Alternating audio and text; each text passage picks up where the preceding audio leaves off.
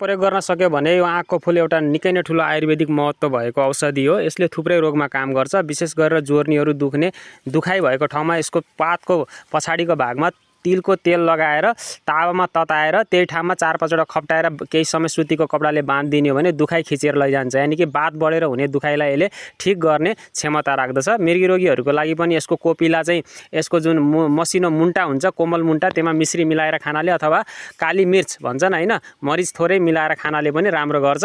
त्यति मात्र नभएर यसको चाहिँ जराको बुटी बनाएर लगाउने गरिन्छ। जराको बुटीले नजर दोषबाट बचाउँछ भने पराक्रममा वृद्धि गराउने काम गर्दछ। घर अगाडि यसको बुटो हुनु राम्रो मानिन्छ। तपाईले गाउँघरमा आँकसँग बिहा गर्ने चलन देख्नु भएकै होला। भनेपछि यसको कति ठुलो तान्त्रिक महत्त्व छ त्यो पनि तपाईले बुझ्न सक्नुहुन्छ। तान्त्रिकहरूले पनि यसलाई विशेष पूजा गर्दछन्। पूजाआजा गर्ने ज्योतिषहरू पण्डितहरूले पनि यसको निकै नै ठुलो मात्रामा उपयोग गर्दछन्। तर यसको प्रयोग गर्दा निकै नै सावधानी अपनाउनुपर्छ, किनभने यसको चोप चाहिँ आँखा उदी पर्नु हुँदैन। यसको चोपबाट चाहिँ बच्नुपर्छ। यसको चोप पनि खान मिल्छ, उपयोग गर्न मिल्छ, तर त्यसको एउटा